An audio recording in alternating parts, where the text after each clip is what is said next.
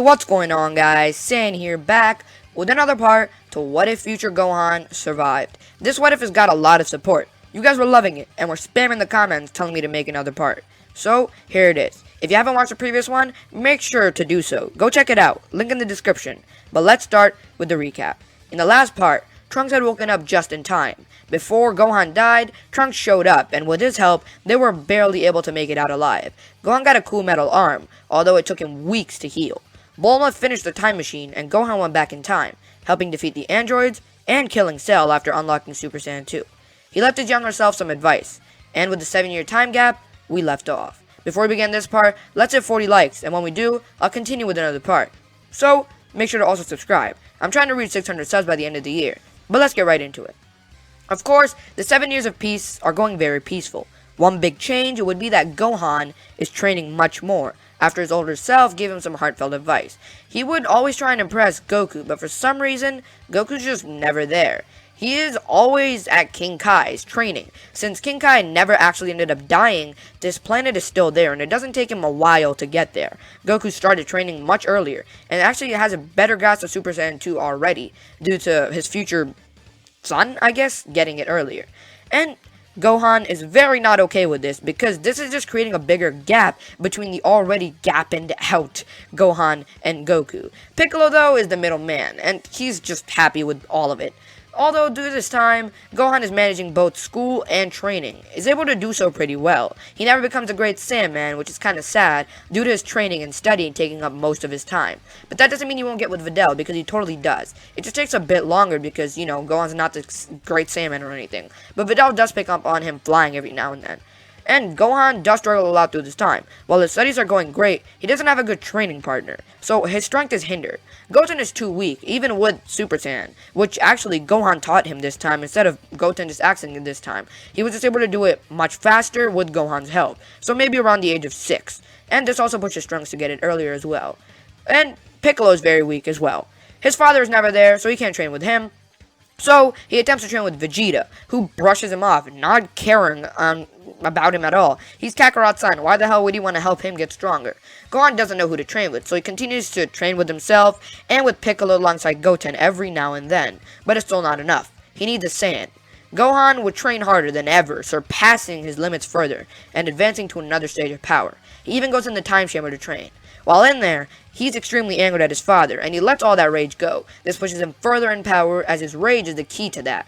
But he doesn't unlock Super Saiyan 3 or anything, although he's very close to that level of power. Immediately after he comes out of the time chamber, he heads over to Capsule Corp and into the gravity chamber, where he up front confronts Vegeta, who is actually shocked at the level of power Gohan is at, and finally would start to train with him, seeing it as a way where it benefits him as well. Not just Gohan, he's more thinking about himself, and maybe with this training he can end up defeating Kakarot, although he's disgusted at the fact that he might need his son's help. This is around 6 years into the time skip, giving Gohan another year to possibly access the Super Saiyan 3 transformation.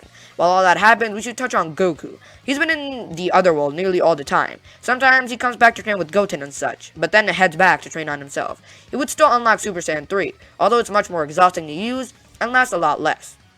Now, let's discuss power levels. Just before the tournament happens, Gohan is the strongest at Super Saiyan 2, just on the edge of Super Saiyan 3. He also got another year in the time chamber, trained with a stronger Piccolo and even Goten. Most notable was his training with Vegeta, which made him a lot stronger, and the time chamber training as well. Goku would be second stronger, having Super Saiyan 3. Still puts him above Vegeta, but the transformation is probably more of a strain than a gain. Vegeta is third. His training with Gohan put him far above what he was in the original series, about 2 to 3 times stronger. Goten and Trunks are the only other notable difference. Both would actually have Super Saiyan 2 and be much stronger due to Goten training with Gohan, which led to Trunks training harder, but Goten would be stronger here.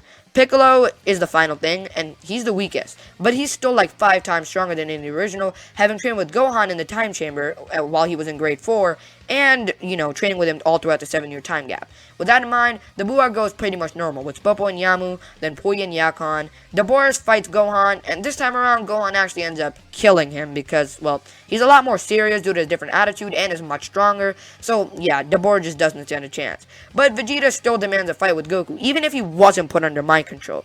Goku and Vegeta would have their fight, and although Goku is technically stronger, his Super Saiyan 2 is much weaker than Vegeta's. So he goes to power up into Super Saiyan 3, trying to end it. But as he powers up, Vegeta comes up from behind him, knocking him out. Buu is then released, and Goku is out and down for the count. Gohan is the only survivor who tries to fight him, but his power level is much stronger, although it's still not a match up against Buu. So Vegeta tries next, and he sacrifices himself, doing absolutely nothing.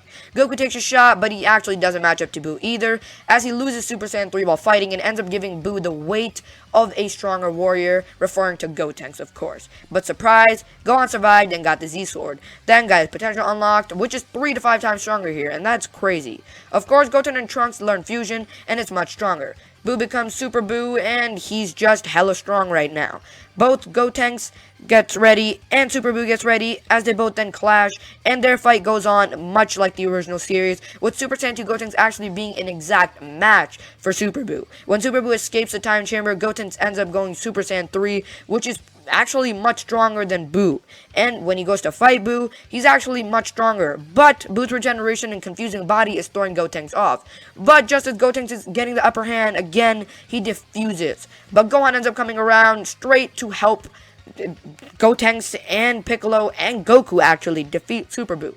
Although he lets them chill for a second as he takes on Super Buu himself and beats the living hell out of him, using Ultimate of course. His different mindset doesn't let him get overconfident and take his time. He just finishes Buu right there and then.